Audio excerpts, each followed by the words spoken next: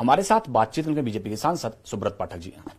Sir, आज संसद के दोनों सदनों का अवकाश है, नवरात्रि और अगर बात करें तो नववर्ष के दिन, लेकिन इस पर समाजवादी पार्टी के जो सांसद हैं एसटीएसएन, वो कह रहे हैं कि ये सरकार जो है वो सिर्फ एक धर्म के लोगों को खुश करने के लिए सब फैसले कर रही है, ये ठीक नहीं है।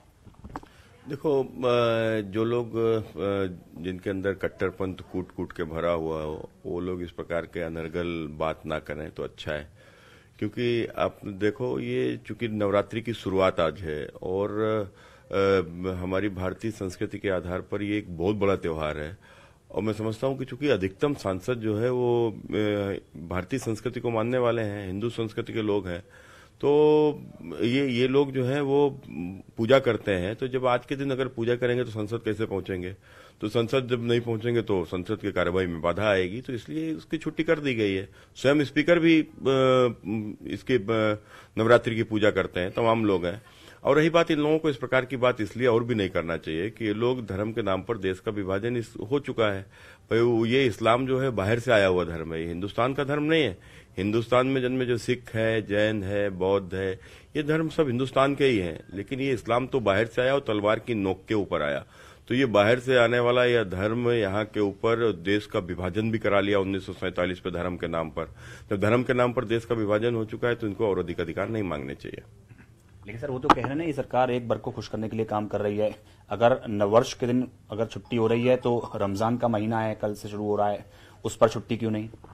देखो, कुल मिलाकर अभी नवरात्रि के समय के ऊपर ये है और आज पहला दिन है, तो इसलिए उसमें छुट्टी जायज बनती है। दूसरी बात, एक धर्म की बात अगर ये कर रहे हैं तो ये भारतीय जनता पार्टी की सरकार भारत की जो प्राचीन संस्कृति है उसके आधार पर एक नए भारत का निर्माण कर रही है। तो निश्चित रूप से उसमें चाहे आप देखो कि जितने भी देश भर में जो बदलाव देखने को मिल रहे हैं तो वो उसी क्रम में है।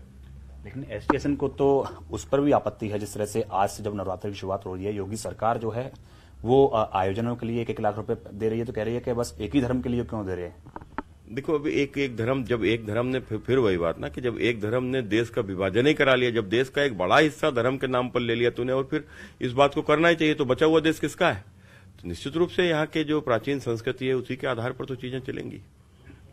सर, इसके अलावा अखिलेश यादव ने अभी प्रेस कॉन्फ्रेंस की। अखिलेश यादव ने आरोप लगाया और कहा कि एक सारस व्यक्ति से छीन लिया गया, जबरदस्ती उससे छीना लिया गया। क्या मोर को जिसने दाना खिलाया था उससे मोर भी छीन लेंगे?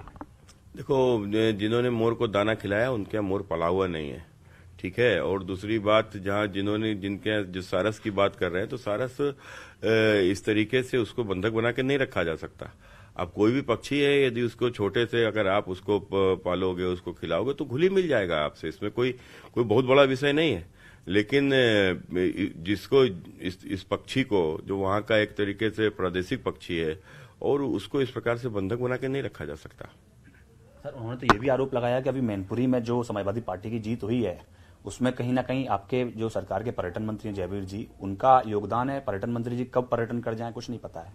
नहीं, बिल्कुल ठीक बात है। वो भारतीय जनता पार्टी की जो दिल्ली में सरकार 2019 में बनी थी, उसमें बड़ा रोल मुलायम सिंह यादव जी का था। तो मुलायम सिंह जी को श्रद्धांजलि अगर उन्होंने दे दी है तो इसमें क्या बड़ी बात है। धन्यवाद हमसे बात करने के लिए। कैमरा पर्सन हरीश के साथ पवन गौड़, नपकेट 3, दिल्ली।